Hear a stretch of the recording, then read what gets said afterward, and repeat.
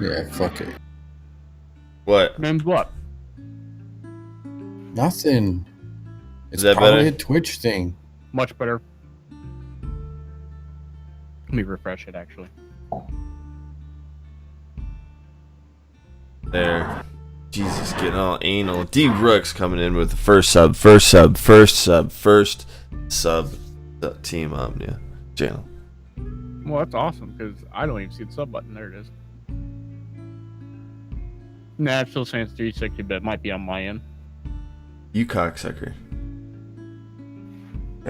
Can't say that anymore. You can't. Why? It's rude. It's rude and offensive. Rude and offensive. And too sexual. Welcome everybody, Omnia Podcast. My name is Hellboy. We have Foxman over there. And Gunny, grumpy Gunny. Drink your coffee. I'm drinking What coffee up? with you. Cheers. How you guys doing? As you can notice, Clinky. channel is affiliated. We can get subscribers now. And completely Blue Jade host. Thank you for the host. Omnia affiliate paperwork finished. Biddies and subs. Emotes soon. Kai's working on those. We have one that's basic that Nem threw up. It should be approved sooner, but it's just a basic one for now. Apparently, Community Bot is still being developed. Working out kinks at getting people trained up. So got to get on the same schedule with Too Scared, with Amazing Anna, go and with Mardcast.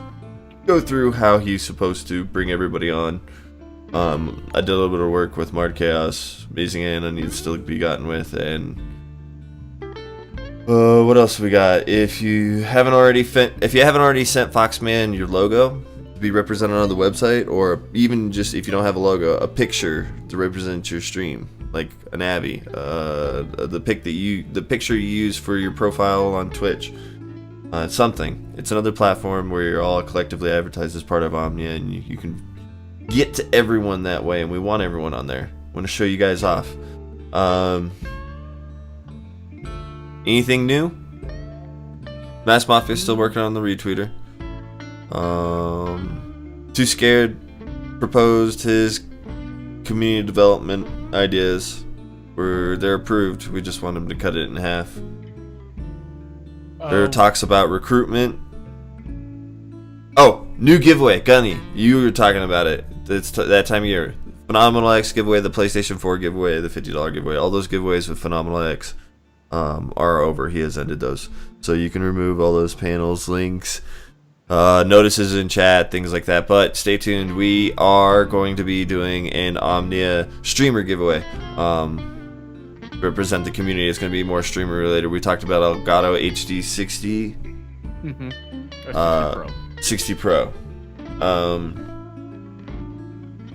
Thought about throwing in a microphone in there, and then also we could do that. Foxman coming in with the sub. Gunny coming in with the sub. Yes, I am. What up, Bass Mafia? Hype. Yep, you heard it from himself. He is still working on that.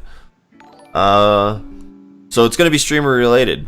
It's going to be upgrades and things that streamers are going to want. It's going to be more representative of our community and what we do and what we're about. There will be requirements to, and we're ironing it out right now, since we don't have that community bot that was planned to have January 1st. They're still in development. We're ironing out how we want to do it, but there will be additional, not just sign up and follow these people. There will be a collective of either debuting someone's stream or having a collective points, or in Discord loyalty point program, follow that and be just more of an Omnian member, because everyone has access to that. So we still got to talk about it and iron it out, but it is going to be streamer related, and I'd like it to go more towards a deserving Omnian within the community, not necessarily a streamer or anything, but just someone who's all about Omnia, than some random twatter person. I think you could agree with me, right, Gunny? Absolutely. So, stay tuned on that. Foxman, you said, did you want to add something? No, we're good on that. Okay. Games. Let's talk about Hunt first, because I didn't look anything up or read it. I was setting other shit up. Foxman, Hunt. So Cryogen is coming out with a new game they call Hunt Showdown, featuring the new Cryo engine, and it's a mashup between a damn it, was that Jason game where you had to run away from Jason as a monster? Survival. The Friday the 13th thing. Yeah, the Friday. It's a mixture of like Until Friday the Dawn. 13th, yeah, those kind of games. I would know. It's It's kind of. You played it. It's a mixture between those, a BR, and a questing like MMO, where you go in. It takes place in turn down music for Foxman. Sorry, I forgot about it. I zoned out. No, you're good. Some good guitar though, right? But anyway, so you go in into the late 1800s, and you go in and you're a bounty hunter to go kill these demon spawn creatures. And while you're doing that, as soon as you get a bounty, it opens up your world to everyone else, and they can come try robbing you of your bounty by killing you. So I guess kind of Division-like, if you would, with how the players work versus the player v player and a player v environment and a BR mixed together. It looks kind of intriguing. It's called Hunt Showdown by Cryotech. It's out right now on open beta on Steam. It just launched this week. I gotta look it up. I gotta look for something new. There are not many games putting out any new content or anything new and flashy. We are in that lull before, E3 and the announcements and newer games coming out. There's a lot of streamers changing up and doing a little bit of different games, so be on the lookout for those newer games. Does Division have any new updates? Anything new with the Division, Gunny? No new updates. They did their podcast Thursday. It's weird because they do it European time. It's state of the game. State of the game. They let it be known that they're increasing drop rates for all of the new classy gear. They let it be known what kind of percentages there are, and I think they're just keeping it more enticing for those current players still hunting down gear, and also to assist those that are new coming into the game and or new into different platforms, maybe like myself. Other than that, no real new updates. A lot of rumors on the Division 2 announcement possibly at E3, but an actual solidified intel, none. When is E3 this year? Good question. Usually in like April. That's what I was thinking. May. March, early April. It is. Ooh, it's way late this year. June 12th through the 14th. Oh wow, that is really late. It's usually when they debut the multiplayer for COD. That's why I know about E3 and like to watch for the new games and everything. That's where they would announce it too. Do they have a list of the things that they're going to be announcing? Not yet, and I mean, and Gamescom is pushed way to the right too. August 21st and 25th. Huh. If I was to speculate, I think a lot of this push is coming from, and again, this is just speculation, but a lot of this is coming from the fact that game devs, the developers, teraflops with the bitty. Thank you. Greatly appreciated. Much love, brother. Is coming from game devs starting to pay attention to what the fuck gamers and content creators are seeking and or requesting and or desiring. It's there's quality over quantity now. Now they're just churning shit out, but they're churning shit out. And now we're like, okay, cool, this is all bullshit. This is nothing beneficial as a gamer, depending on the type of gamer that you are, and it leaves you wanting to play something else very quickly when things are repetitive and the same and the same and the same and the same. Yep. Right now in the new, they don't have anything new in the new product spotlight, but they have the companies participating. It just gives you a hint. Square Enix, Ubisoft. I'm scrolling through. Activision, ArenaNet, Bandai Namco, Bethesda. That's but you have other. I mean, Fortnite. They just put out season 3, new content, new challenges, a new gun. What's the new gun? Hand cannon.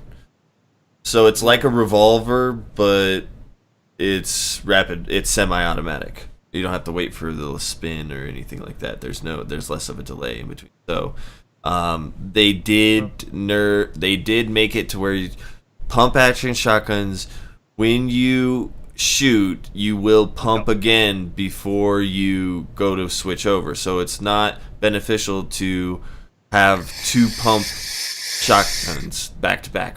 But now you can run a hand cannon, and then a shotgun, and then maybe another shotgun, or stack them differently in different ways. And that's what you're seeing out of these deadly, heavy hitting shots. When you're like, "What? He took 2 shots out of me."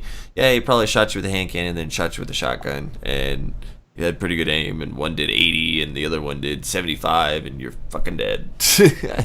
And that's, I mean, and I was trying to figure out how Fortnite was getting around their microtransactions, their V-Bucks.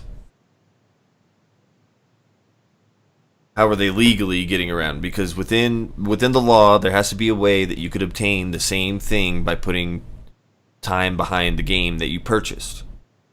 So if you purchase the PvE and you play the PvE, there are missions and quests within the PvE that give you 50 to 100 V-Bucks.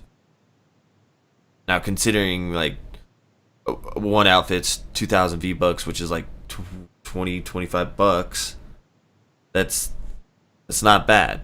And the purchase of the game is the standard purchase of the game is what, $40? I think so, $40. So that's how, if you want V-Bucks and you want something cool in Fortnite Battle Royale, but you don't want to keep on purchasing all this shit, make the sacrifice and play a little bit of the PvE. In the long run, it's worth it. It'll pay for itself. I did a grind on PvE for a couple of days, and I got the battle pass for free. That's 1,000. It was 1,000. That's $10. That's $10. So and I got battle pass season 1, season 2, and season 1 for free as well, because I played the PvE. And you get the bonuses, and because when you have the battle pass, when you successfully finish out these challenges, they give you more V-Bucks. Throw at you. No kidding. Yeah. So when you take a step back and look at it, okay, I purchased the standard game at $40. You don't have to go and buy that money. People are not really, the Battle Royale is free, and all they see is that you have to buy the V-Bucks. You have to buy the V-Bucks, and they're forgetting completely the sleeper that is the PvE of Fortnite. Which is the bread and butter of Fortnite, really. Yes, and anything, like, people are like, oh my god, I can't believe that happened, or this, and this. Like, anything that you've seen on Fortnite Battle Royale has already been tested and worked on in the PvE, and there's cool things in the PvE. It's fun. It's like a zombie version, reskinned cartoon kid version of Destiny. It really is. You drop into a map of an area, you have a certain amount of days where you have to loot and collect everything as much as you can, and then you defend a certain spot and successfully defend it. And you can upgrade the difficulties depending on the players and all this kind of shit. So, I mean, I think it's a sleeper. They're adding a lot of stuff so it's enticing to streamers. No streamers are streaming the PvE of Fortnite, but kids will add you up left and right. You successfully complete missions with them left and right and left and right. But I'm not. That's some bull crap. Oh, blame Saint Anarchy. I'm blame right. Gunny for not getting on when Anarchy was setting the mod status up. Where is Anarchy? Where are you at? I saw you pipe up and had something to say earlier. I'm done typing now. Saint, where you at? Fortnite, I you know, even my girlfriend jumped on the PC Fortnite and she enjoyed it. She had fun. She picked it up pretty quickly and she enjoyed it. So I don't know. It's a sleeper. It's a sleeper. It's doing things. It's doing stuff. I don't know. But that kind of brings us into what about PUBG? What's PUBG doing? So I heard this new optimization was shit, and that it made the graphics look like Roblox. They say that, but you and I played, and I didn't have Roblox at all last time. The graphics are just as fine. They look smooth, but the problem is there's still more to go, and they haven't done anything, and they're already getting ready to put out a new map without adding more optimization for the current map. Mainly what it is not graphics, but more on the physics side. The physics in PUBG is so broken right now. Like, point made, I think when you and I were playing, we hit that little tiny bump with Mask Mafia. That's a crucial thing. Your physics being fucked up, and it's supposed to be a realistic first person like battle royale. Sounds like the same shit that I've heard for other games. Mechanics are jacked up. Now, does that start with the engine, or is that the game development? But we have new content coming. I would say it's a mixture of both. I don't think the engine is the problem because it's the Unreal Engine, so a lot of other players or other games are using it and using it fine. Yeah, Fortnite doesn't have any issues. Well, I mean, occasionally you'll pop into a shitty server and notice a lag, but for the most part, I mean... So I think it's a developmental issue in how they implement the physics into those hitboxes on the ground. So instead of having that nice V or the rounded hitbox, they're weird Ving it and stupidity. Yeah, well, everyone's updating and always changing shit up, and that causes a ripple effect in our kind of community where everyone else has to update and fix shit, and the one sole person that usually starts a ripple for us is Twitch, and they did change to a Helix API model on the back end, so that is making a lot of devs, platforms who weren't in the loop, playing catch up, playing fix this, patch that, change this, and almost having to change everything. Now, usually you would think like a lot of people would be in the loop, so none of this stuff would be happening, because you and I, we all stream, we notice Twitch's chat's not popping up. The alerts aren't going through. This bot's not responding over here now, and it's all because of the new back end that they're doing on Rehaul, and that's causing a ripple effect. And you're probably going to see some more updates over the next couple weeks, and a lot of new smoothing out and kinks being worked on. But Twitch API is the worst in PUBG development right now. Yeah. Yes, it is. A lot of it is because people don't understand what they've done and how they've done it. So it's building that knowledge on how to work with the product. I said they failed at, teach a teacher. Yep. So you're not the only one knowing what to do. I think a lot of that has to do with the fact that when they change things on their end, every other company that interacts with, or any other device that interacts with Twitch, has to update their stuff. And we, the user, especially someone like me, I don't give a shit what you got to do to make it work. Make it work. You're holding me back. Twitch API did this or did that. I don't care. I don't give a shit. Fix Get it done. Get it Yeah, done. make it happen. What are you here for? The What are you big making issue your with the money doing? Helix upgrade, though, is they didn't give devs a heads up about it.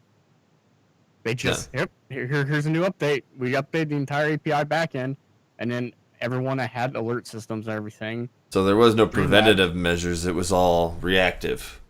That's what sucked. I saw it happen too. So if they had got, a couple weeks, even a month or so heads up to this coming up, here's a sample of the API, so they could have prepped the update. So as soon as Twitch pushed the backend upgrade, then they could have pushed software updates on their end. It would have been a hell of a lot better. JD the alien coming in heavy with the host. Thank you. Hot host. Speaking of alerts, I didn't even see that alert pop up. Did you guys see? Nope. No, I did not see it. Sons of snitches. Sons of snitches. Snitches. Yeah, and okay, so this next thing is more of a streamer tip, or what do you do? What can you do? Or look at this a different way. Lulls in content is if it feels like you're just getting on and doing the same shit over and over and over again. What do you do to change up your day? Let's say, Gunny, you're a Division streamer. What do you do differently each stream with Division? Is there a difference, or is it just get on and grind? Get on and grind. So myself and Teraflops, we stream in game every day, and we've talked about this. In fact, we talked about it last night. The fact that every day we load in and log in, our thought is not, okay, let's go farm, because we have our farming routes that we use for farming gear. Well, we have all the gear. Now what do? We spend a lot of off time theory crafting and coming up with new builds, putting together new builds that may not be the meta. We absolutely can't stand the meta. I think I'm the worst one right now, because here I talk about not running the meta, and most of my builds fall in line with it. But we will, on the back end, we will put together builds that nobody else is running. Teraflop, he put together a build just the other day and is running it in the DZ. We had viewers that were like, "Whoa, wait, what build is that?" And let them know, hey, this is the build. This is what we're doing with it, and this is why it works, and this is how it worked. We switch it up. We don't like to quote unquote go rogue to just go PvP and bully people in the dark zone. We have a tendency to try to police the dark zone. But in that, some of the things that we've seen, multi-groups, bullying the dark zone. He and I and some of the older gamers that are policing the dark zone, we try to talk to these guys. Say, hey, look, you're going to kill the game. Do this different. I get it. You want to go rogue. You want to go manhunt. You want to do these great fun things. But we try to educate them on the fact that that kind of interaction in the game will kill the game. Those things, you do that to a new player that's coming in and they get beat down over and over again 2 or 3 times, they'll quit. Man, I don't want to play this shit no more. Fuck this. I'm out. And it's important for games that are older to not kill themselves off. And whose responsibility is that? We kind of take it upon ourselves. We wear that burden on our shoulders to. So you're Division police? Keep it. Well, in a sense, yeah. And it sounds so corny, but I mean, there's a character streamer on Twitch that is a police. He started in H1 and now he plays Fortnite and PUBG and stuff. Hammy, but he takes on the character as a police officer. You know, rounding up all the bullying, hacking, you know, teams, just going around stomping people, and he takes on that. I mean, there is for every bad guy, there's a good guy, and then there's people who are drawn to those light and dark areas, right? Yep. Yes, It's Max very- Mafia. Do not use that phrase no more in the chat. I swear to God, I'll punch you. That was once upon a time a real thing. The DZ 911 was real. I was part of their whole thing, and all but part of the leadership. It's real. It's been real for I think since the creation of Teraflop, not funny. Since the creation of the division, there was a group, and we was a part of that. That was the DZ 911. Anybody that had an issue, call for help. And we Thanks for that. Thank you. Too scared. What up? Thank you for the host earlier. And it's important. I think it's important. It plays into any and all games, that policing of your platform, your people, your game. Because if not, you know, if people are not playing the game, then what happens to the game? Where does it go? If You're gonna have no people are one to not bully. streaming that game, You're gonna have no one to then bully. where do you go? And I've witnessed many, and it drives me nuts. But I see these other bigger streamers that are being very toxic, and it upsets me for a couple of reasons. Because you get these young kids that are watching it, and they think that that's the way to go. Oh, let's go bully bitches in the fucking dark zone. Yeah, that's the thing. And then you get that carrying over into your game or your platform. And it doesn't have to be, you know, just the division. Any PvP type game, if you're playing, I don't want to say ruthless because it's PvP, but if you're playing with that kind of bully mentality, Well, you find that in any game, yeah. Yeah, people will quit. But when the bullies outweigh, you know, the majority, people do quit out, and this plagues game developers, early on game developers who may not have a good like anti-cheat software or something. I was playing Unreal Tournament, and I hopped into a server, and people were just running around, just one-shot headshots, just literally running around, just one-shot headshot. It was every time I spawned. It wasn't fun, so I left. Jumped in another server, and it was same shit. Someone was running around, just a rapid fire flak cannon, and you can't, like, you know, you don't even have that much ammo. What the fuck, dude? And wouldn't die. Had full shield all the time. It was crazy. And jump into another server, same thing. Someone is just one shot headshotting and running around, just, you know, 48-0, and you're 0-28. It's not fun at that point, and I just turn that off, and I'll go play another game. It's less toxic, even though I enjoy that game and it's fun and it's exhilarating and it's great. The community that's currently overpopulating it is toxic. That's exactly what happened to Siege. Rainbow Six Siege had such a toxic community; they lost so many players.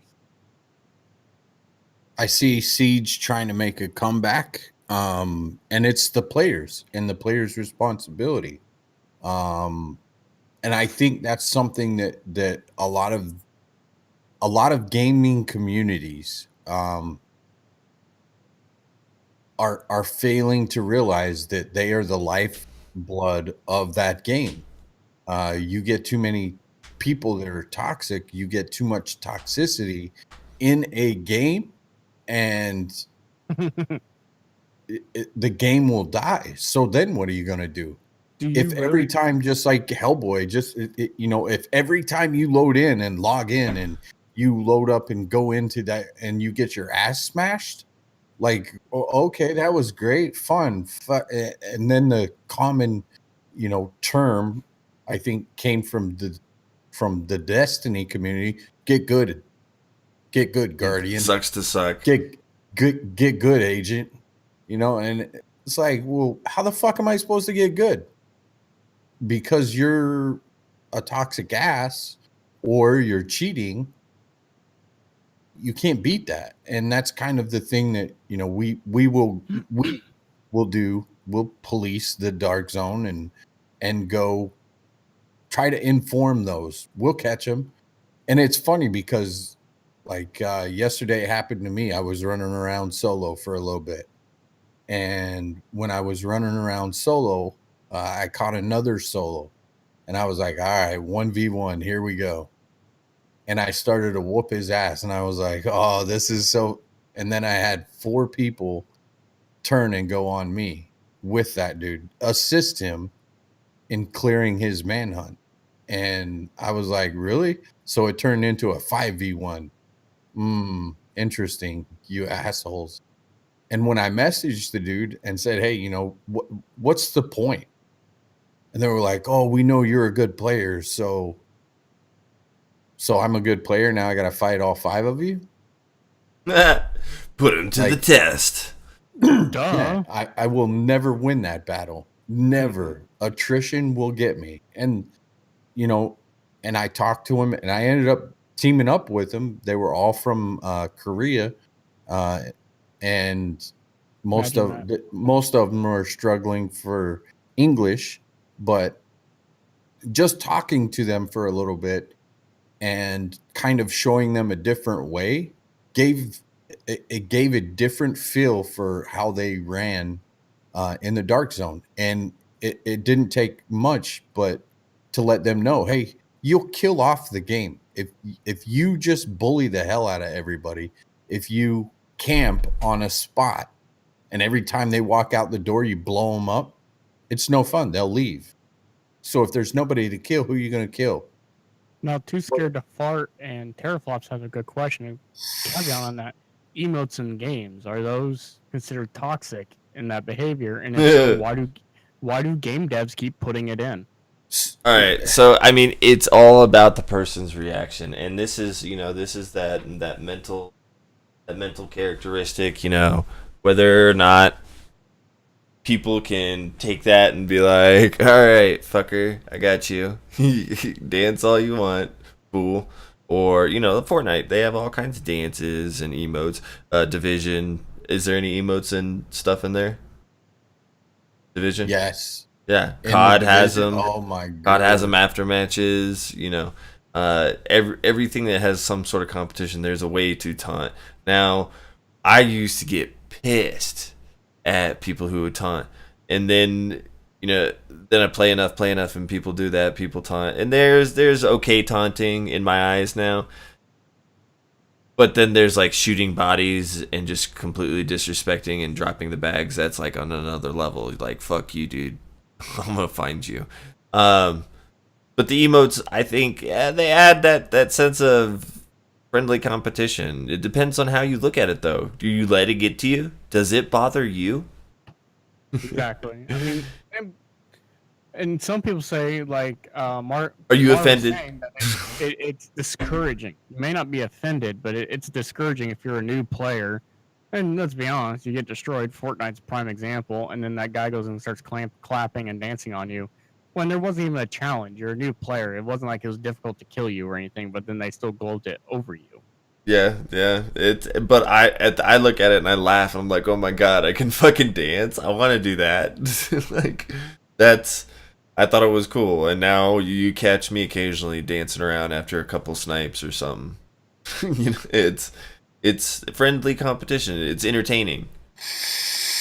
Yep, fair enough. My view on it is a little bit different. I'm really easy going and laid back. What? Like, okay, so I would like a future goal for Omnia is somehow getting into their custom matchmaking so that we can do like a server. Get all the Omnians in at once, 100 Omnians, and drop in.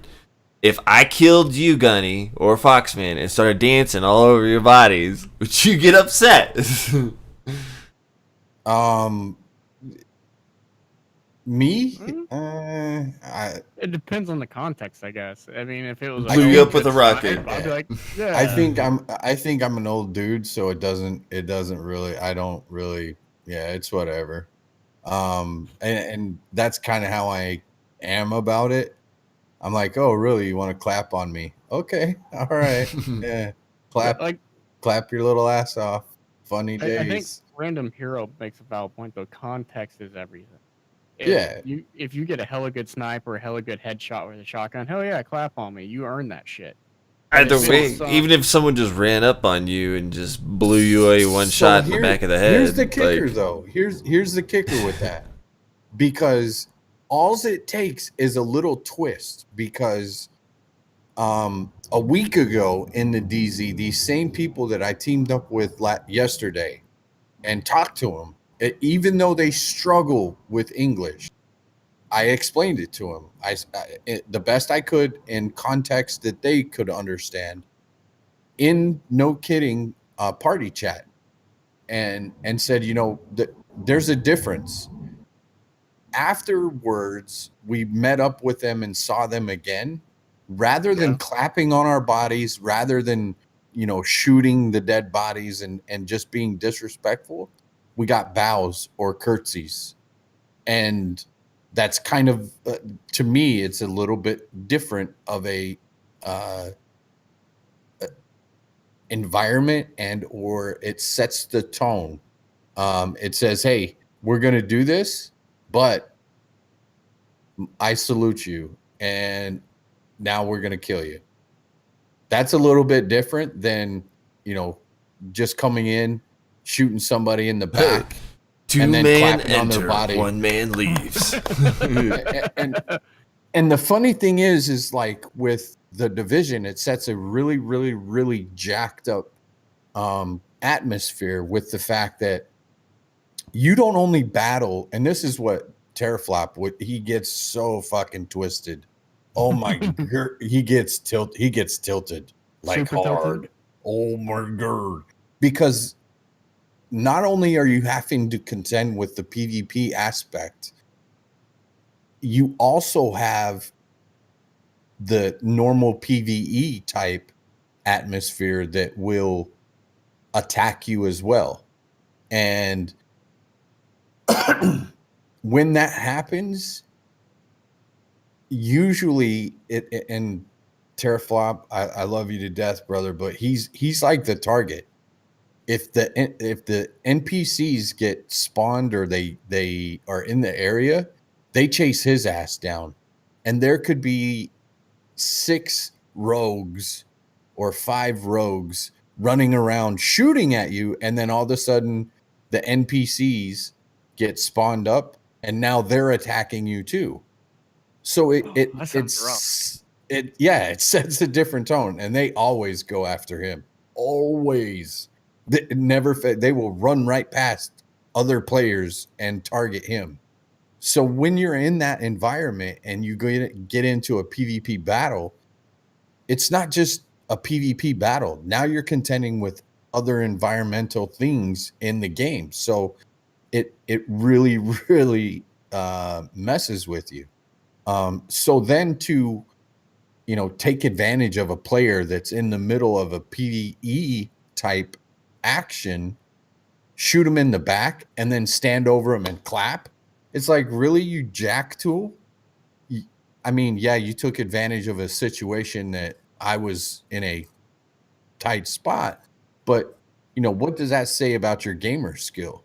Now, if you stand there and wait for me to clear the PvE aspect of it and then turn around and go rogue on me, that's a little bit different story. But okay, so in a hunter's mind, in a hunter's aspect, you have to deal with that even in PUBG. where people are duking it out, and shortly after there's a window of opportunity where they can't heal from whatever battle that they were in, that you can sneak in there and take out a few people. Now, playing PUBG, playing Fortnite, but even Call of Duty, knowing, push the hill, he's hurt, he's weak. There's a window of opportunity to take advantage as a person who is going for the kills. And I do that. I hear it. We hear it. We play anything. PUBG, shots over here northwest, and boom, everyone's heading northwest because they're gonna go and sneak up on the people who are getting into gunfights and who are preoccupied. It's you're so correct. in the battle royale element or aspect of the game. But from how I understand, you're in an area where it promotes that PvP hunting, kind of be hunted or hunt people. Yeah, it does. And that's where, I don't care. It really doesn't bother me because I look at it as, oh, okay, you got me, good job. But I don't look at it as an aspect of they're awesome. And that's what and I think that's, what Teraflop was getting at is, I don't mind if you catch me slipping, so to speak, and you go me and you kill me. All right, good job. But then you add the other aspects of the toxicity that we're seeing in the game. We're seeing a metric I'll be right back. ton of lag switching and chronos, and or any other type of cheats that are available out there, and it puts a really sour taste in any gamer's mouth, so to speak, with having to deal with the already difficult aspects of the game. Now you have some jack tool lag switching on you. Like, yeah, and I've seen hard evidence of the lag switching, other players showing or sending, and it's funny because everybody is now sending me their content to kind of prove, hey, this is what we're seeing. And it's hard evident that either A, they have the shittiest internet connection in the world ever, period, or they're lag switching.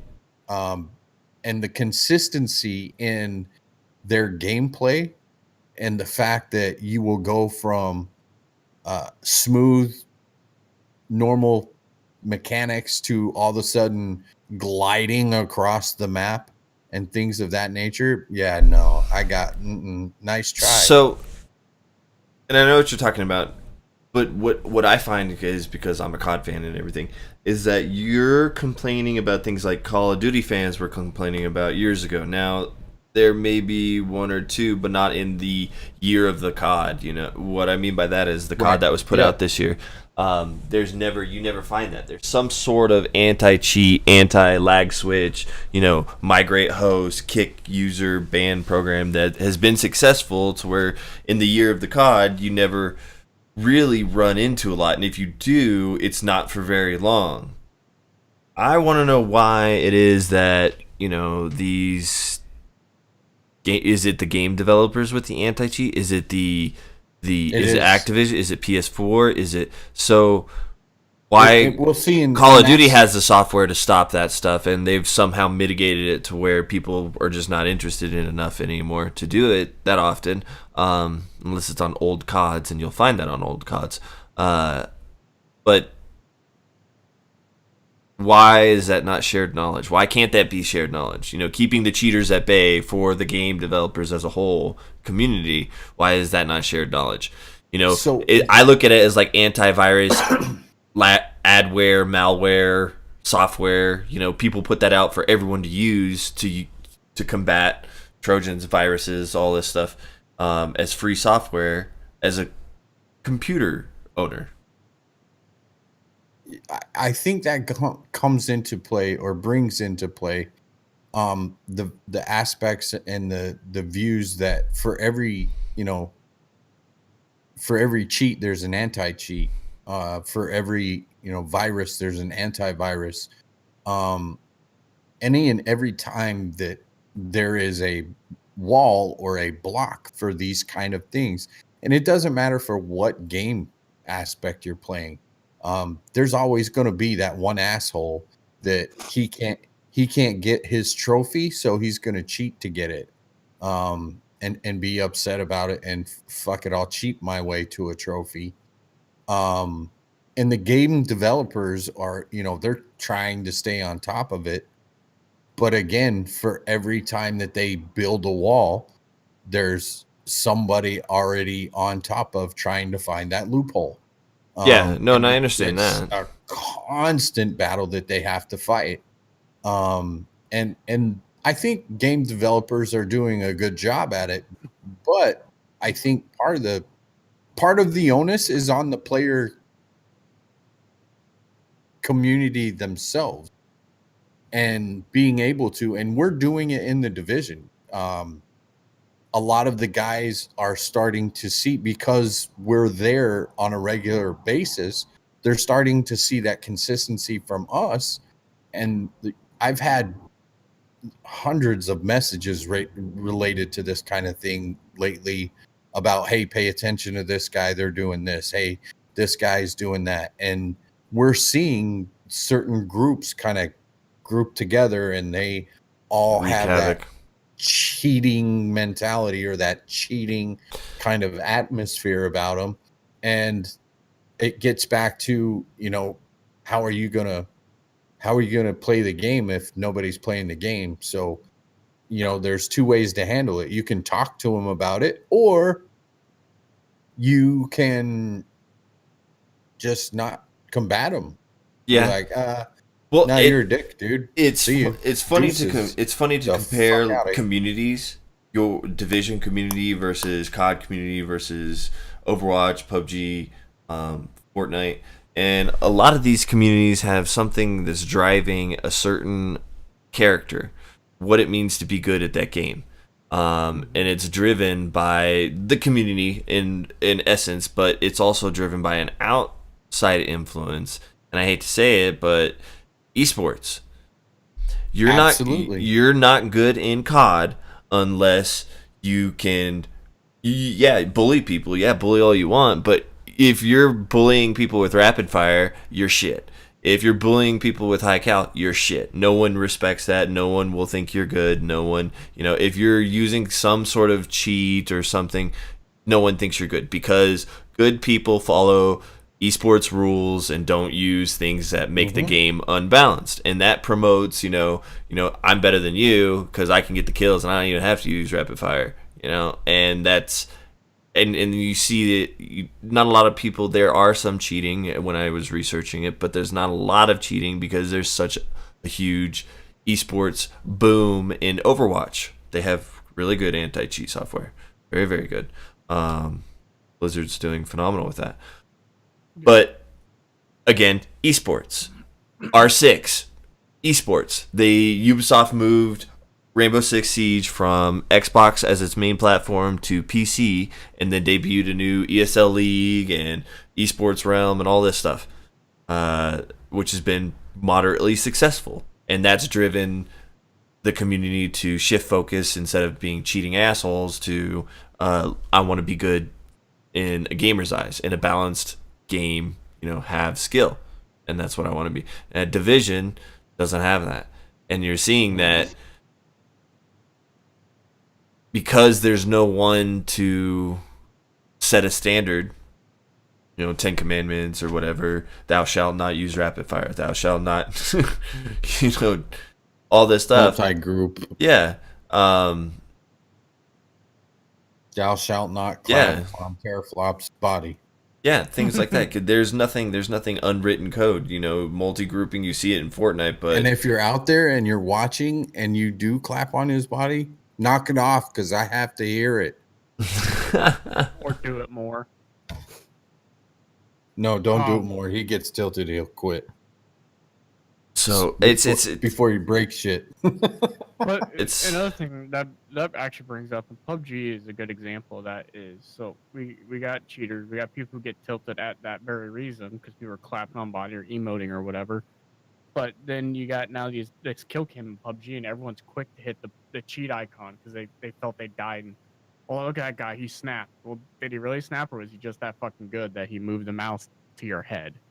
I mean, now we have this witch hunt out for cheaters because cheaters are so prominent in gaming that if we die, do we automatically just assume that the person was cheating, or were they truly better than us? Well, hey, you know what? Before the needle does this until it finds a middle point. You cheaters, and then you ban all the cheaters, and then people who are all I look like a cheater, smell like a cheater, but really may not be a cheater, and then you need to ban some more. You need to not ban them. You need to, and then there will be a happy setting. But first they banned a lot of people. Yeah, they're going to be good people who get reported, and hopefully that's a multi-report system. And before banning people, they suspend them. I don't know. They probably have appeals and all that shit. They don't want to lose their player base that's funding their jobs. So they do work that out finicky, but it's gonna until it finds a middle point with something like PUBG. But yeah, it would take people just actually doing something with initiative like Gunny and Teraflops and trying to change the community for a game that they really enjoy. Why do you stick around and even bother being a part of a community so toxic? Well, obviously you enjoy the game, and it would be a lot more fun if it wasn't so toxic. Yep. It all comes down to the game and having fun, people. You ain't having fun, Don't play it. don't do it. Don't do it. On Twitch TOS, his effective date is pushed back March some time frame. I don't know the exact date, but they are listening to people. They are revising. Thank you, Mark Chaos, with the 100-bit cheer. Really appreciated. They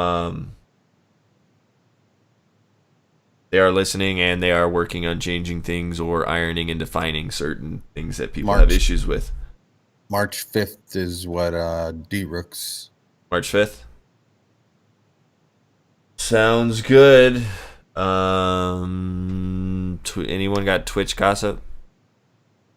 Dr. Disrespect keeps putting out YouTube video after YouTube video, Monday through Friday. Someone went full-time streamer to combat the contending top 10 streamer list. Who was it? You guys don't know because you don't watch COD. He was a COD announcer, very, very prominent COD announcer. Courage is now streaming full-time. Oh, He went on like a 585 sub train, followed by 125 sub train over the weekend, and peaked at like 2,800 viewers. A lot of people think he could be as successful, if not more successful, than Dr. Disrespect. Depends on that content push. I don't know. He's entertaining. Entertaining. Anything else you guys wanted to talk about? From the aspects of the Twitch gossip or Twitch things and happenings, I'm very different about things. There are a few, I will leave them nameless, but there are a few that are doing things for the community. There are others that are doing things for themselves. Either which way you put it, and wherever you fall as a content creator, that's fine. But one thing that I think is important, and I try to keep out of my mouth the names of those said individuals. And I say that because from the aspects of for the longest time, I didn't know who many of these people are. And most of them, I don't care. And I say this from the aspects of, what do they do for me? What? So if I'll use for example, a lot of you say, or it's been already said, Dr. Disrespect. What does that guy do for you? So why do we talk about, and why do we say his name? And I'm not saying I can tell you. I can define that. There's a reason why I watch him. No. Watching him is one thing. What do I benefit? What do I benefit from watching from him? Yeah, no. No. I'm not saying that either. I think you're kind of missing it. Okay. Bad publicity is still publicity. If and this kind of will go into the realms of what I heard. And it's an old 2020 interview or a 60-minute interview with a very famous actor. And he was asked about Black History Month. What do you think about Black History Month? And he looks the announcer, the questioner, right in the face, and he goes, "I don't like it. I don't want it. How are you going to relegate my history to 1 month?"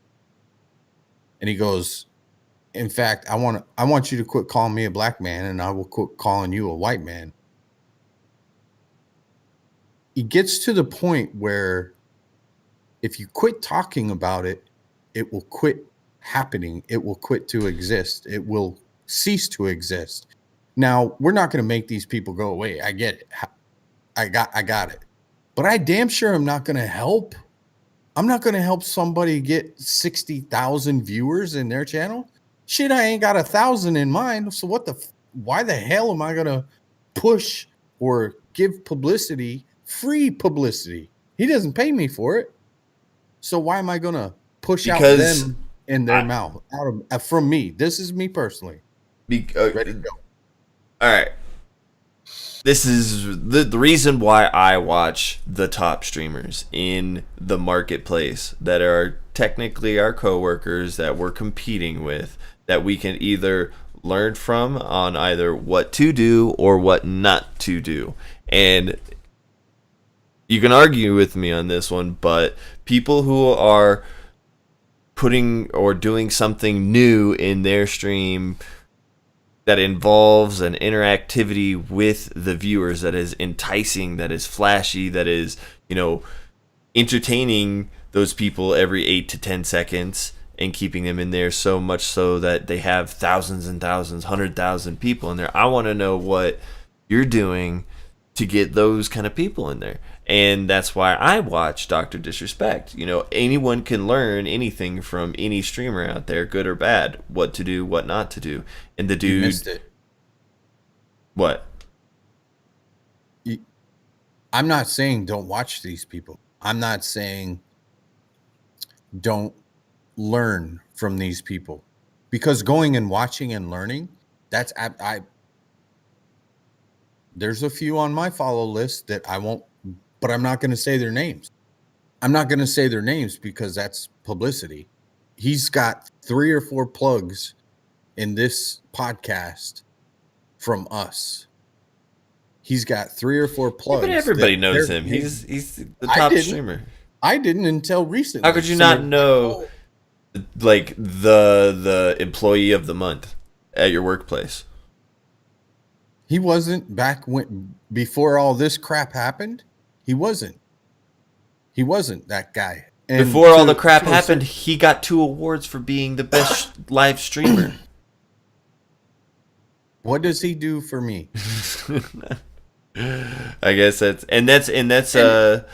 preference of content. I guess it's preference of content. His stuff is kind of gaudy and 80s, 70s, 80s themed kind of shit. But other than showing me what can be done, how things can be integrated, how to, act or be or entice viewers and keep them in keep the butts in the seats. I mean, yeah, you could learn from it.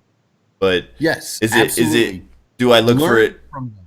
Go find them and watch them. I followed. I absolutely did because I want to know what keeps their ass in the seat. And I watch and I'm like, I don't get it.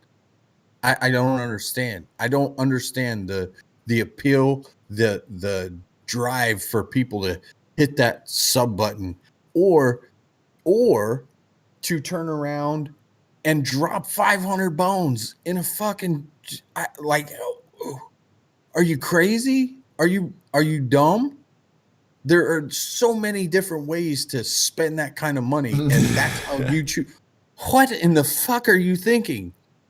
You must have more money than sense, but that's okay. See, I want to know his fan base that's how to do dropping that money are professional athletes that watch him in their bus on their way to things. Like he's got fighters and people who look at him as an entertainment base that Sure. are that have that kind of money. That and that's fine. But the point that I was trying to make is the fact that this is kind of turning into an online argument live. Like, we need to quit plugging these people. That dude did nothing for Omnia. He ain't done crap for Omnia. He ain't done shit for me. He ain't come in here and said, "Oh, I'm going to drop $1,000 in this." It's not there. So why is it that we as a group, and this is important for you as a personal streamer, who do you plug in your streams? Who do you talk about? Because what you are doing and what you are saying in your streams is advertisement. And we are now free advertisement. We've plugged him like 5 or 6 times already. And there are other people that I look at in the community, in the Twitch directory, and go, that dude needs more plugs. However, I'm not going to say it. I'm not going to say it for the aspects of not until his ass is in Foxman's seat or in my seat, is in that camera sitting there talking to you guys, giving him or giving you guys all the insider, how do I get to where they're at? Then I'll plug his ass all day, every day. Yeah, don't put that in quotes, but that's Someone quote that. oh Jesus. I will plug their name in my stream in this atmosphere to give them those kind of accolades. But I think it's important as content creators that you're aware of what you are pushing out, because that's something that I don't think Hellboy even thought that this kind of back and forth was going to go, because I kind of, Foxman's kind of sitting there with that little smirk, like, I knew it was coming. He and I kind of talked about it the last time when I said, why do we say these guys' names? Why is it that we put free publicity out for the top streamer? Why do we say their names? Why is it I think it's important for streamers to get involved in the Twitch community, not just Omnia. Omnia is just a little subgroup of the Twitch community as a whole, and to understand everything as a big picture. If you want to be employee of the month at work, you got to know who your competition is, what they're doing, how to do it, where they at, how they get there, all that kind of stuff. And I bring it up because people who don't know of these people out there and how they're doing it and what they're competing for. They don't have a realistic judgment on their own content versus the opposing content playing the same freaking game, or what they're doing differently versus you playing the same game or a different game or this and that. And I think it's important for the community to get involved and check these people out and do so. I didn't say follow them, but I think it's important. People who have earned that accolade of being the top live streamer, then yeah, you need to check them out. No, I do think it is important. What? I agree that maybe we shouldn't plug. Oh, stupid dog. We shouldn't plug Today, Junior. And but people like Dr. Disrespect, Ninja, Co-Carnage, all bring something to the table that is helpful. Professor Broman. Professor Broman. I'm gonna plug that one because that dude is trying. Podcast is amazing. He's on right now. He's got 3,000 seats watching him right now. People are watching him right now. And why do I bring his name up and why do I plug his name? Because if you watch his content, he is trying to help those that are like us. And he will answer the call. He'll open up his Discord. You can come in, you can talk to him, ask him a question. He has podcasts. He has times where you can just go in and talk to him. He doesn't hide behind a paywall. He is open to that kind of interaction within his content. And so, yeah, he's getting involved in the Twitch Professor community. Broman, and he is and that's trying the point. to push back and give back to the communities. So with that, and that brings in a perfect example. I'm in the plugging of names. When I said, what do they do for you? I'm trying to be kind of vague, but specific. What are they doing for you? And by all means, do not go, open up But you're talking support-wise. streams. Yeah. In the pure black and white concept of what are they doing? Are they your friend? Did they host you up? Yeah. No, I understand. Did they sub you? Did they shout you out? Did they help you in some way? Then don't advertise people who I could see that. But I mean, part of being a streamer is getting involved with your viewers and what they watch, what they see, and throughout the week it's usually those people, and on the weekends it's a specific set of people, and we're all too scared to fart. Coming in heavy. Never anticipated, always 500 biddies. 500. So much for the biddies. You, my friend, are fucking awesome. What is yours? But it's a fine line. You gotta somehow be involved with your viewers and talk about things like in people come in wanting to know my opinion on Pro League matches, or did you see FaZe versus MV? Did you see Optic shit the bed again, and they're just eating and like all kinds of stuff. They come in and they want to talk about it, and I have to be in the know and be in the involved. And did you hear what happened with Courage? Did you hear this gossip with the Call of Duty community? And that's exactly. And it's I have to your content. And it's based on my content.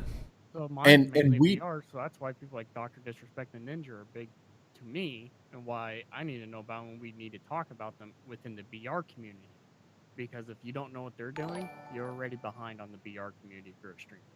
Yeah, absolutely. And it's funny because and Teraflops, I hope he's in here listening and able to listen, because the content creators, and I've poked at him, I've messed with him, I have absolutely messed with him a lot over the fact that we put together these builds, and I talked about it earlier. We put together these builds, we build this build, and we go run it in the dark zone, and we go test it out. And sure as shit, a couple of days, maybe, or a week, we'll have one of the #1 content creators for the division put out a video, and he's got this new great build.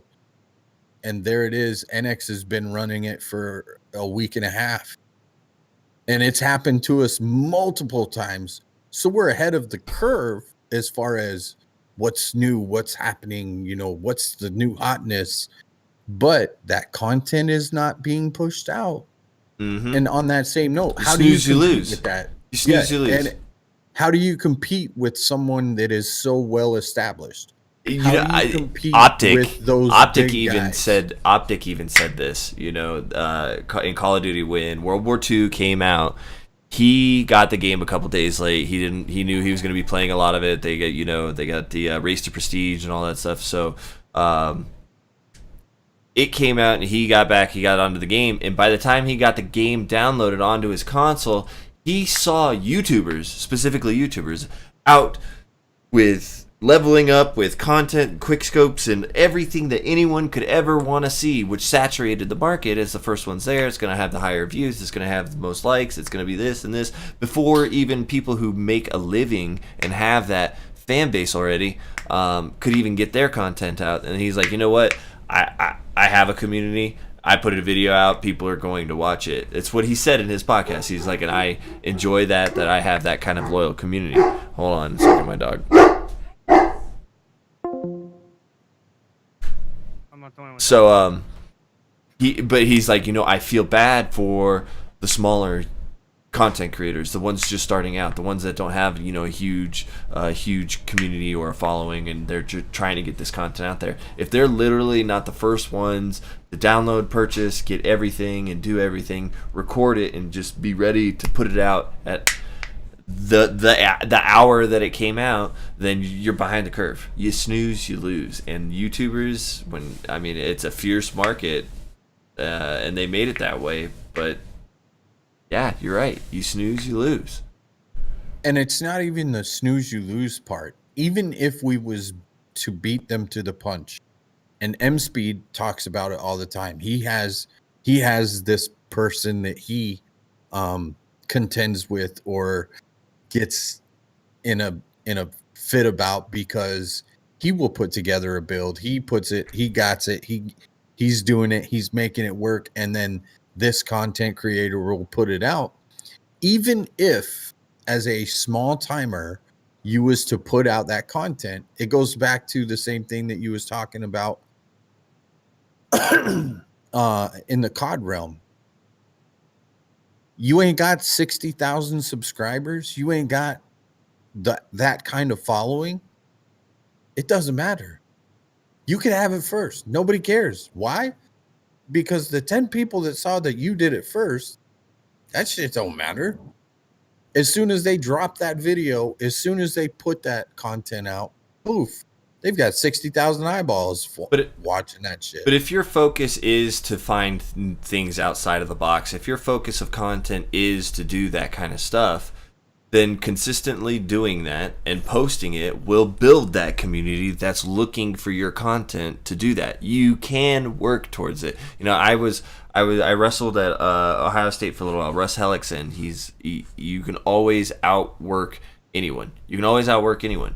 And you put the time behind to promote yourself like that and create a following like that and merge both stream and YouTube and be able to do that. But then you fall back on capabilities. What are your capabilities?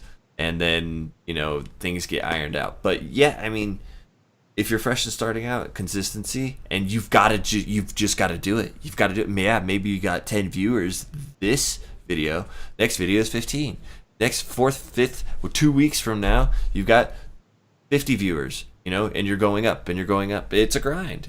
But you have to literally stand on the corner and be like, hey, I've got these, I'm doing this. And if you're not constantly doing that, then no one knows.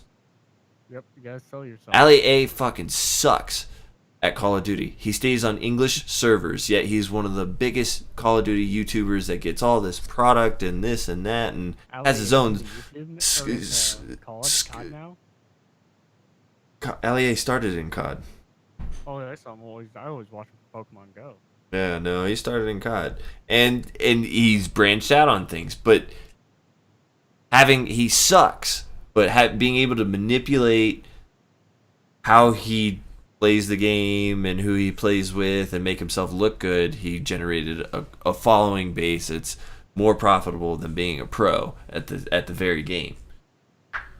How-tos and check this out and all that stuff, and he put the content out there. He kept putting the content out there. He advertised himself as this kind of person. Kept doing it. Consistency, and he built this huge following. 8Shot did the same with Call of Duty, built a huge following. Now, whatever he does, he has some sort of following behind him with 100 Thieves, with his YouTube, his vlogging, and you got to do it. You got to start somewhere. And I encourage people to, no matter what kind of quality or capability you have, if you're putting the fucking content out there, you're putting something with your name on something that it's guiding your brand, you need to do it. Snooze, you lose. It's got to be on a video. It's got to be on YouTube. Yeah. Speed. Yeah. If it ain't on, if it isn't, even then, even if it is, again, you're first to the market. You're first to the I did this or I did that. If you're not one that has 60,000 subscribers, it really doesn't matter. Nobody cares. And that's what that's where I like to argue and be like, well, then you have to work on a different facet of your brand. You have to market yourself more. You have to make yourself more known within the community. You have to, show support to some other higher end division YouTubers or this and that, and show them what you can do, this and that. You have to get your foot in the door. And absolutely. And I think one of the things that you're missing, M Speed specifically, because he typed it into the chat lines, is the fact that there are people watching. There are people that are starting to pay attention to what you as a content creator are doing. And I'm speaking right at you, M Speed. That in itself, you need to take those little things as almost successes. Big achievements. Yes. That's a success. You're turning heads. Having those types of people in your lines of chat are successes. That in itself is a success. To have those that are influential within the community paying attention to what you as a content creator are doing, that is a success. That is a huge step forward.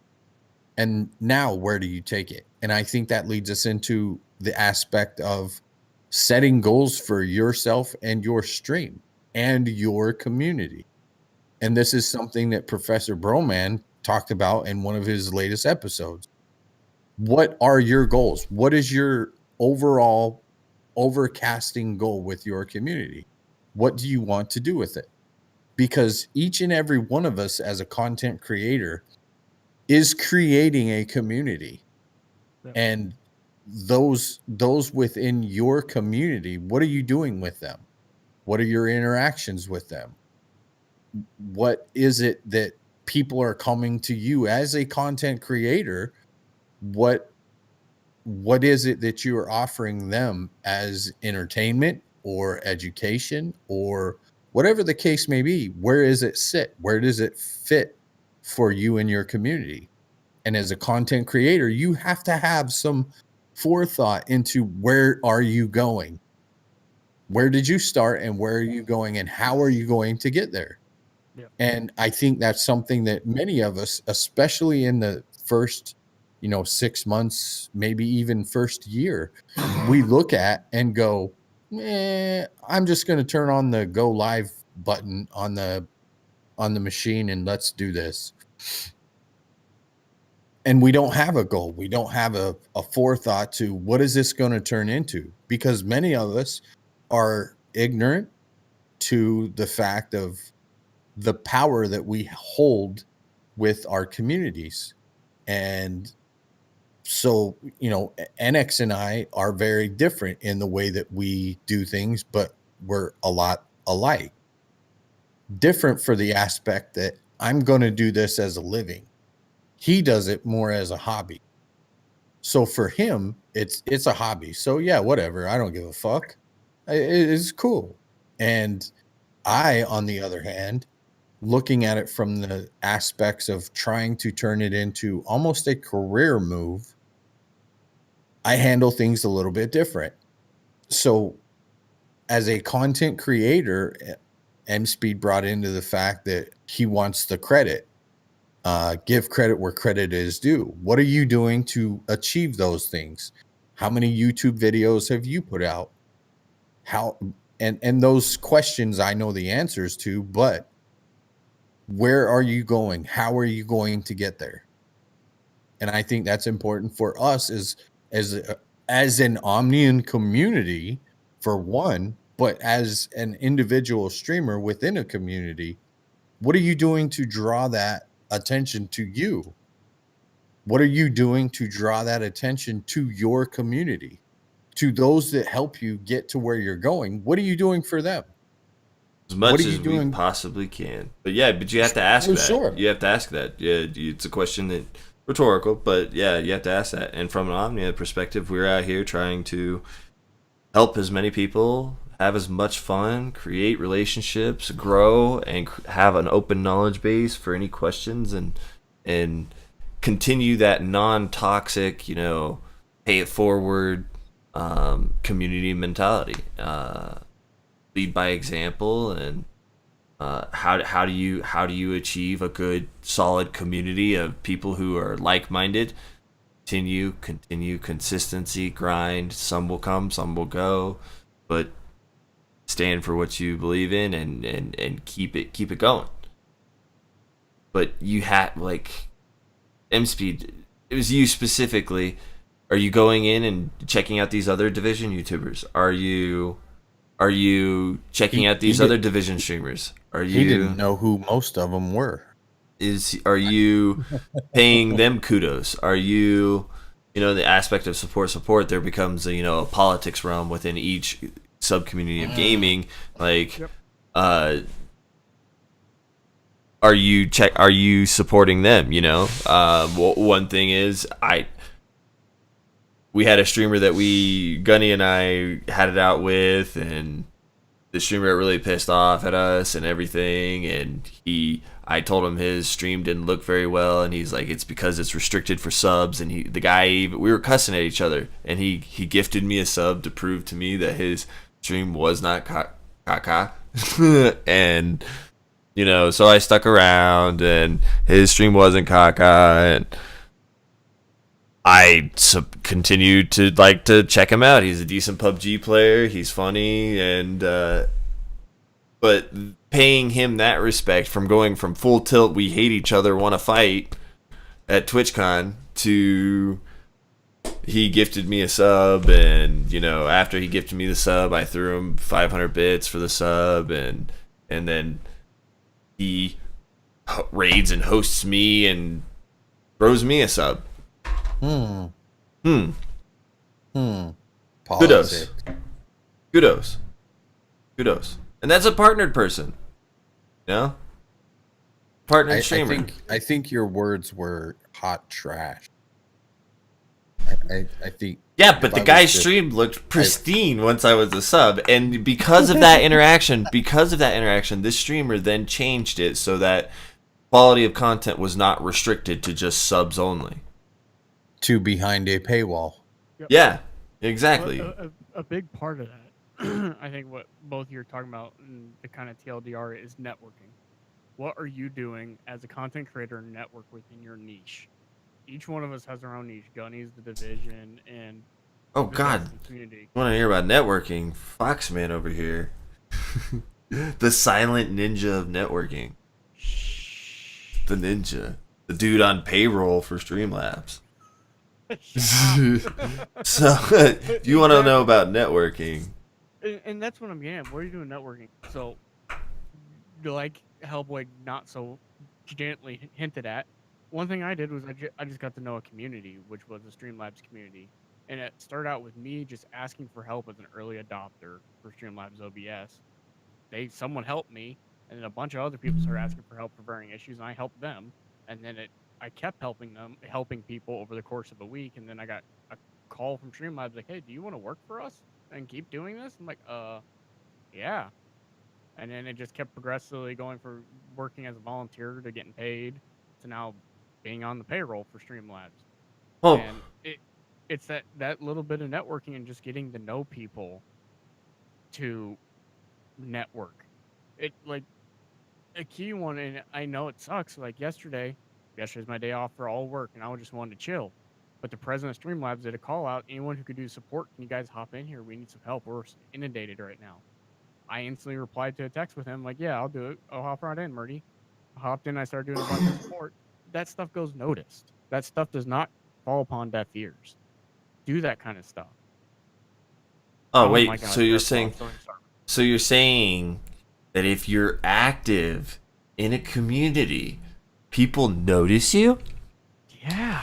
If you're active, If you share like-minded goals, yep, and you're helping out, being a productive person. They noticed you, and you were awarded something. Yes. Wow, that fucking concept is amazing. So, and you're right. Some people that falls upon deaf ears. They don't understand quite what we're saying. So, if you're a niche content creator, we will use Gunny for an example with Division. One of the best things you can do is hop in the Ubisoft Division Discord or their community forums and start discussing. Become a known personality on there. I know Gunny does that kind of stuff. He's known in the game. He can hop into other Division high up content creators and help some of their followers out. And then that high end content creator is going to notice that and they're going to start plugging him. That kind of stuff's going to happen if you're active and working on it. Cultivating productive relationships, meaningful relationships. Yep. With networking, it's all about reaping what you sow. If you don't sow good seeds, you're not going to reap a good reward. But if you sow good seeds, you work that content and you work those networking capabilities, you will get a good production out of it. So, Killer Dreams. So, Hellboy, going off what you said last week, I tweeted out some clips and got a bunch views, 0 retweets, etc. No new followers from said tweets. What I know. Here's the.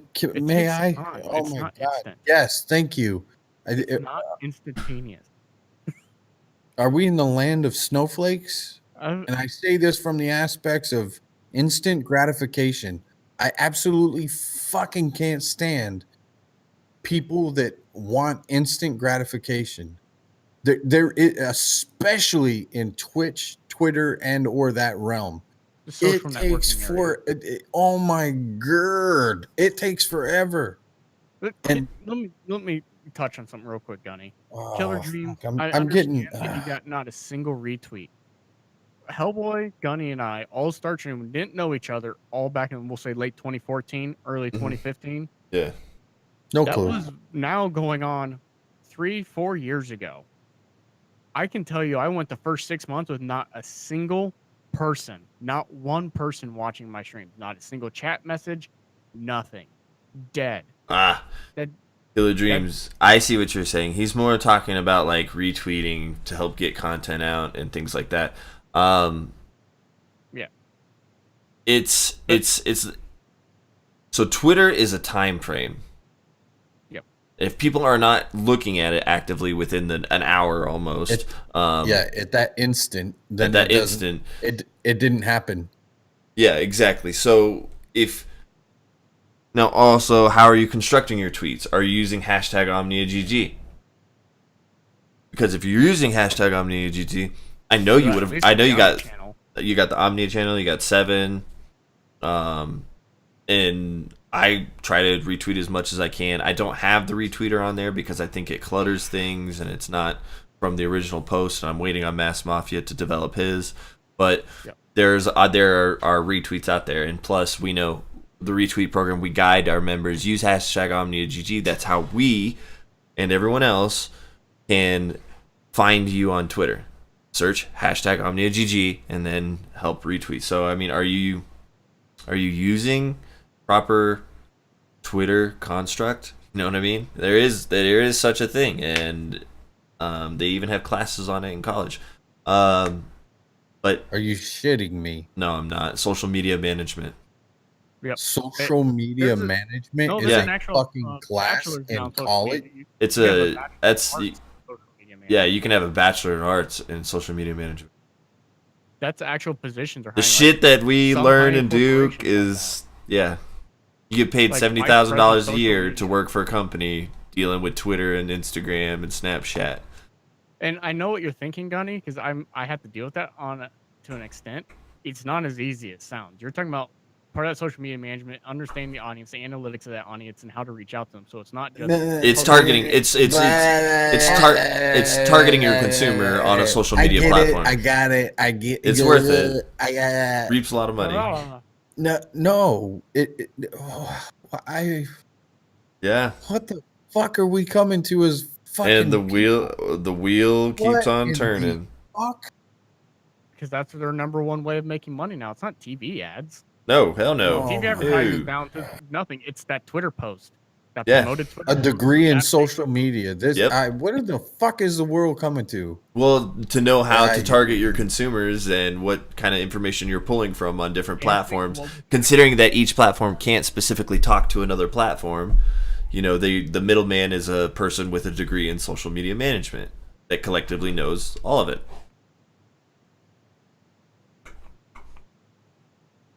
True Well, story. yes, domestic kitty, absolutely. Advertisement, and that's what I Marketing was and looking advertisement. for. Marketing, a degree in marketing. No, it's social media management. But Oh my- social media management is with. I'm gonna marketing retire realm, but and it's go with- fucking home where it's quiet and Well, I mean, those all are this all the instant assholes that are putting gratification those dumb shit. advertisement tweets, the YouTube ads that you see, the Twitch ads. These are social media management people who are targeting their consumers and making money off of it.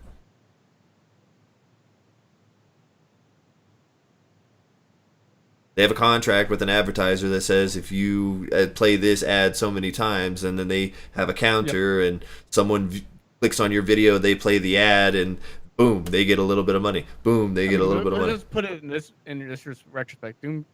Domestic kitty's correct, but You so do the realize average- she's sitting right next to me, right? I do. Everybody But- realizes that, right? We do. Anyway, moving forward, the average TV commercial costs $5 million to make and to air for a week for a X company. While the average social media post, which reaches more people than that TV ad, costs maybe with that person's salary to make that one couple $100 per social media post. Mm-hmm. And they can run it for an entire month for another, depending on how many people they want to promote it to. We'll say on Facebook, you can promote it to everyone globally, put the big money in, $10,000. $10,000 plus a couple $100 for that, so you're out like $1,100, we'll say, and you just reached like 20 million more people than you would have on the TV. Yep. Right. Packages at almost like $10,000 for advertising tools on Twitter to have a more populated tweet to show up in people's timelines. Yeah, people are making money because at that price, you're guaranteed sales from Twitter too. Because you get online and everyone can track what you look at and what you do, and because everyone can track what you do and what you look at, people are targeting people who specifically look at or go to certain sites, and then those are their consumers, and then that's where they're pushing it on your Twitter, they're pushing it on your Instagram, they're putting it, and that's how it works. And they guarantee sales where TV commercials don't. Twitter will guarantee clicks and so much complete throughput of the use of that link. Scully side, thank you for the follow. Yeah, but I mean, stay with the times, man. Stay with the times. Yeah. I get it. I had no clue that business and marketing was turning into a degree in social media management. That is I have absolutely a buddy of mine. fucking Yeah, ridiculous. a buddy of mine's wife literally works from home, and all she does is email advertisement for big companies like Kohl's and Macy's and Dillard's and stuff like that. They ensure she figures out a way to ensure that her email is getting past your phishing filters and shit and getting into your inbox and not your junk mail. That's her sole job, is just to ensure that the email gets to the consumer. Do we have one of those in Omnia? $70,000 a year. We can create an email system through what is that, Mail Monkey or whatever it's called. Yeah. Like a newsletter or something, an email newsletter? We can do like a monthly newsletter. I think anything more than that's too much. I just meant a fucking social media geek that's sitting around pushing fucking posts all the time. Saint Anarchy? Where's that asshole at? Because I still don't have a fucking sword. Oh, he's in chat. He asked you what you wanted. You said nothing. So he's like, okay, you get nothing. So, he's the one automating a lot of the posts via Hootsuite or other programs and things like that. Yeah, he's our social media manager. He's got the Facebook, the Omnia Facebook. He's got the. I don't think we made an Instagram. We were looking into Reddit, since that's a pretty used platform. Mass Mafia, you open the door. We can't wait till hell freezes over. For what? Cross-platform repro poster? He typed it into chat. Cross-platform reposter. How about just a retweeter? I mean, I'm just saying. Like An actual legit retweeter. Mass Mafia is working on that, so that you don't have to manually do that all the time. That will help. Is that going with to be sometime this year, this decade, this century? Well, I mean, ask Mass Mafia, dude. I just want a like bot, something that would just auto like things. Yeah, but then I mean, you're taking. Then you're like, oh, what's organic? What's not organic? How are you helping? You know how? What are your? All right, so.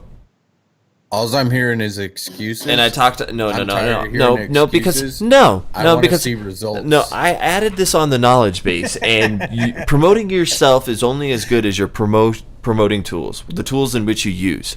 If you're not using Twitter to have meaningful engagements with those followers, to put meaningful content out there, then that tool means nothing. Now, your tool also is my tool and his tool and Mass Mafia's tool, and that's what it becomes. It becomes this tree vine of tools because, Gunny, you put out something to you and your followers, it's out there. Now, when I retweet it, I put it out to me and my followers, depending on how engaging and active my followers on Twitter is, how much you will reap the benefit of me retweeting that. And then Boxman's a follower, he retweets it, and depending on how engaging and how active his followers are, they'll retweet it or get the content or, like it or check it out, view it, follow, and things like that. Interact. And that's organic versus non-organic. Now, can you automate some things? Yes, I feel like you can automate some things. Are there things that should not be automated? Yes, I think there are things that should not be automated. And that's why I'll specifically try to type in a comment somewhere, and I'll make sure that there's something that they know is not automated when, I'll put an emote on the clip to make sure they know I was there and I popped in there. That's more of an organic, engagement versus just automating shit and automating. Because then I don't even have. I'll mute out some channels that all I get is just bullshit. And we have a problem with that on our Omnia channel. Not a lot of organic stuff, a whole lot of retweeting bullshit. Yep, that's all those things that say RT at the very beginning. What the fuck is organic to the Omnia channel? Omnia community. Organic. Meaning no empty follow, actual viewers, people chatting in chat, organic. Nothing automated. We have an automated retweeter out there. Yeah, they're retweeting it and getting it out there, but it's just a branch off. It's no actual engagement. That said person isn't actually looking at your content and engaging with it. It's just automated. It's not very organic analytics. But you have to keep that in mind when you're trying to build a community. Let's say we're trying to get this channel partnered. We've got it affiliated. It's fucking awesome. Good job. 25, 20 average. We peaked at 44 the other day. We're looking to get it partnered. Now, collectively, if we host and we organically engage, 25 active chatters, we have over 25 people in Omnia. We should be able to get this thing partnered, no problem, with people who are like-minded and giving that organic host, popping in and actually chatting in line versus, empty host, dip out, don't engage. That's organic versus non-organic. And that's where I have an issue with the retweeters. The automatic retweeter is a reposter, and if it's not at least helping that person's analytics from the original post and everything, I don't believe in the retweeter, really. It is getting that content to that said follower's Twitter, but how good is their Twitter? How good is their following? What does that mean to me? Who's following that? Who's engaging with it? No, I look at my tools. I look at my tools analytics. I I don't know. Do you look at your Twitter analytics? My Twitter analytics? I just got a Twitter account. I don't even know what Twitter analytics are.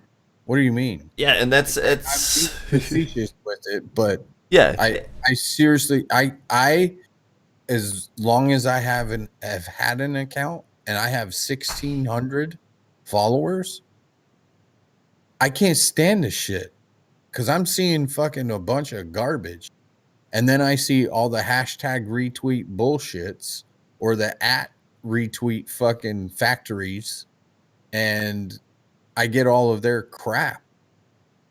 Now, going into organic or not organic, because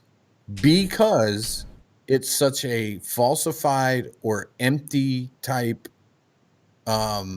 follow and or retweet and things of that nature, to me it's fake, it's false, then fuck it, I don't care. You guys all kind of bagged on me earlier about my views of, you know, Twitter and or the new social medias. However, typically when the shit was on fucking paper, when news came to you on fucking paper, somebody did the research. Somebody was there. Somebody went and looked at it. Somebody saw it with their own fucking eyes, went back, put it on paper, and put it out. So now we have a bunch of fucking, oh, I think I saw it. It said it on the internet, so it must be true. Retweet the shit out of this. This is fucking cool. And you end up with a fucking inbox full of garbage. Like, who the fuck wants to see that shit? And how do you keep and manage that? I don't fucking care. It's there because it has filters. to be. But you can mute channels and filters. Yeah. It takes knowledge. It takes that management and knowing the platform and what you can do to filter out what you want to see versus what you don't want to see. You can do it. You have the ability to mute all that stuff out, or mute said retweeter channels, or see only things that you were added at, or see only things with this hashtag or this. You can simplify your timeline. But that is a tool that you're using to market yourself. I think you should know how to use that tool. You, as a Marine, you know how to use your gun. As a streamer, you should know how to use social media platforms to promote yourself. You're reaching for straws now. No, I'm not. I mean, it's another tool. A plumber needs to know how to use a wrench. I think it's one of those things that if you're going to use something to promote yourself, you need to know how to use it and how to use it well. Sure. But I think the problem with Twitter as a whole is that so many quote unquote analytics get pushed on things of this nature, and it becomes an empty, there's no real grip with it. Yeah, and then you have to look at the platform. But recent reports say that it's the most successful advertisement platform out there. Sure, because it's because there's so many fucking idiots out there retweeting shit. They're retweeting crap because some hashtag / fucking at retweet this, that. But if the companies didn't get the engagements or the profits from that advertisement deal, or some influx of profit sales, if they didn't get that, it wouldn't be a successful advertisement platform. There are actual organic engagements, views, and people, and that's why money is being dumped into Twitter for it being an advertisement platform. There is, I mean, as much bullshit there out on Twitter and the platform, there is more success drowning it. Yeah, I get it. You're absolutely correct. But I think we as content creators, and we as those Twitter managers of your own account, you have to be aware of where you're posting your stuff. Those hashtag retweet shits, what do you just want an empty follow base? And that, what kind of content are you? What kind of true valued content is actually there? And that's kind of where I was spinning it to, or putting it to. When it's pen and paper, There's somebody fucking there. When you hashtag retweet the fuck out of goddamn everything that you put in the fucking internet, what really is there? What true meat and potatoes are you really getting to? What I don't like about retweeters is that people fail to realize that the people following retweeters are the people wanting to push content. Those are the people following. They're not the ones looking for content. They're ones pushing content. So the following base that you're getting retweeted at is a whole bunch of other people doing the same shit you're doing. Right. And to me, that kind of shit is tofu. It's absolutely tofu. It's fucking bleh, bleh. It's just shit. Get it the fuck out. You want meat and potatoes? Eat fucking meat and potatoes. Don't fucking process some crap and call it a meat substitute. There is no fucking substitute. You either eat meat or you don't fucking eat meat. You're a vegetarian or you're not a vegetarian. Fucking get it or get the fuck out. And I think that's a problem with, as content creators, I think that's something that we miss. We get in this fucking, oh, I got to retweet.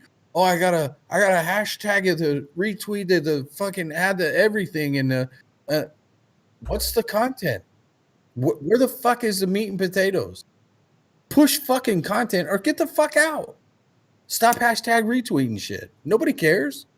Because all that's going to do is get a bunch of idiots doing the same shit you're doing, like you were saying, Hellboy. So then you end up with a bunch of fucking shit in a cesspool of my fucking inbox. Fuck you. Spin one of those X's. Who, you want to mute him? Yeah, I just muted him. He's got 30 seconds. Okay. No, we've been going on this retweeter for a while. Let's go ahead and move on. Move forward. We get it. There's going to be a difference between organic retweeters and whether you're actually hitting that retweet.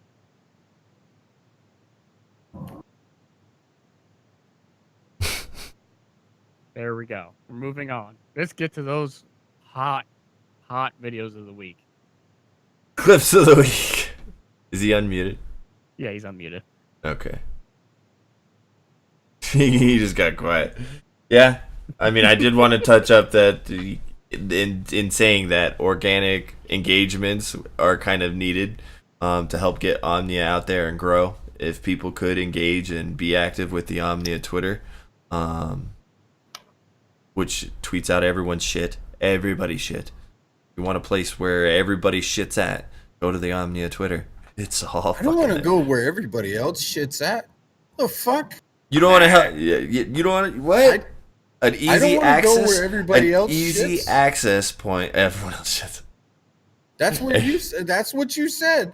Where everybody else's shit's at. No, I don't want to go where everybody else's. If you want to find an area.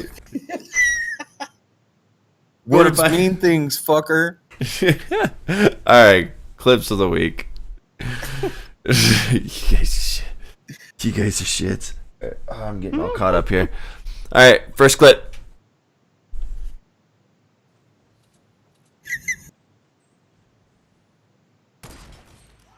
I didn't know if I could squeak one through there. Yep, bushy.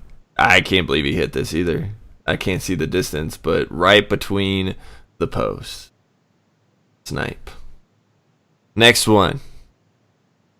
I didn't see the video pop up yet. I must have head in. Oh, my shit might be really far.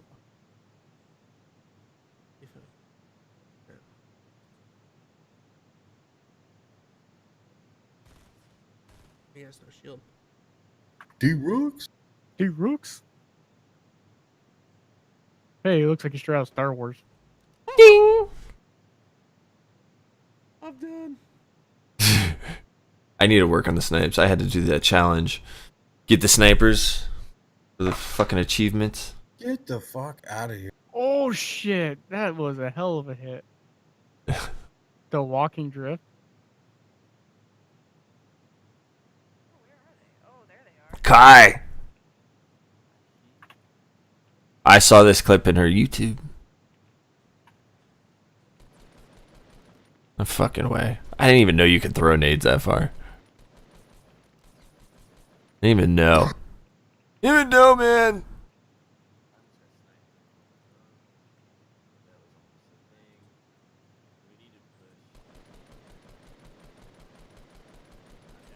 You should just wipe the whole team. Mm-hmm. Got him. That's ridiculous. Oh, she keeps going. Next, Running. CMXR.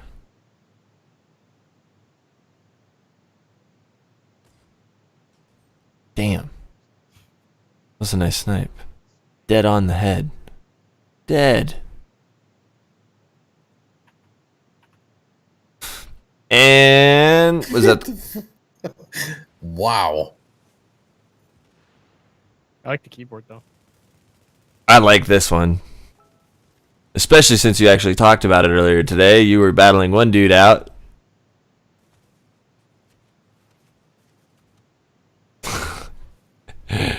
Then a bunch come in. And Gunny dies, right? No, what? What? Pax, he's using a lag switch. I see him Oh, using it. I fucking see him clip lagging that when he's shit. rolling. Captain America rolling with his cowboy hat. Shit. Oh god, I'm Yep, see ya. furious. Get the fuck out of here. I jumped in the I could ran by, jumped back. after that I couldn't even I couldn't do anything but laugh. I couldn't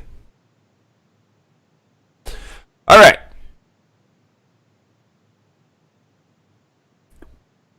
Saint Anarchy, are you there? You ready to run the poll?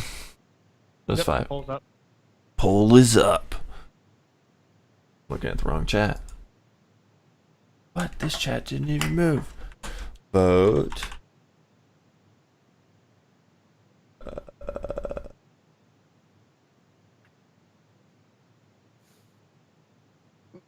Get your votes in. Get your votes in.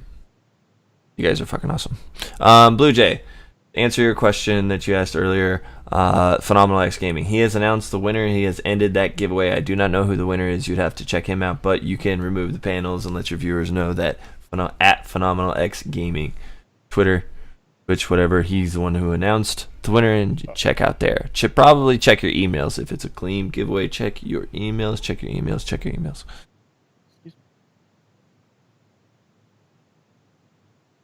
We will have a new giveaway, streamer related, we talked about earlier. Stay tuned. Stay tuned. The support was unreal. Did everyone get your votes in? Get your votes in. Lucian, thank you. Thank you. M Speed, Skullside, Flo, JD. You guys are all here. Too Scared, Gunny, Killer Dreams, Saint Anarchy.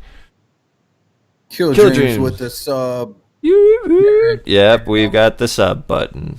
First stream Joe with the sub Mallow. button. The bits. Never And anticipated. Dope all Mellow this with that sub. Whoop, whoop, whoop, whoop. love, y'all. Whoop, whoop, whoop, whoop. You guys are fucking awesome. You, my friends, are effing awesome.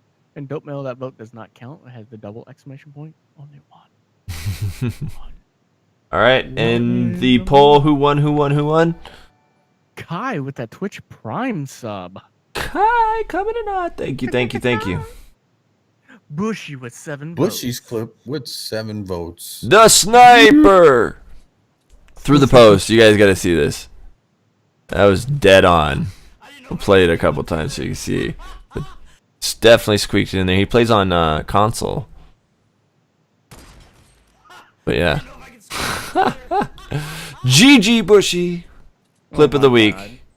Splitting the post right You guys there. are fucking awesome. Alright, so it is raid time. Raid Who we time. got online from, yeah. Who are we raiding, people? We have Lucian, Amazing Anna, Lucian. and Christian Gamer Net. Check to see if they are live. I will check Christian Gaming. Someone check I- Amazing Anna. Checking Lucian. You got Amazing Anna again. Christian Gaming is hosting Red Rocket, so he is off. Lucian. Amazing Anna Lucian. is live. Is hosting us. And look and Oh, Amazing Anna it is. and looks like a pink sunburnt person. Pink summer in Alaska? Yep. With a lot of yeah, pink. in Like Alaska. a lot. A lot of pink. Super pink. Super pink. She's Like- been asking for help to get her. Yes, and that's Colors. too scared to fart. Is supposed to be getting with her about panels and links and all that stuff. She's playing Too scared. Super Mario Odyssey. Oh, She cool. is. Nice.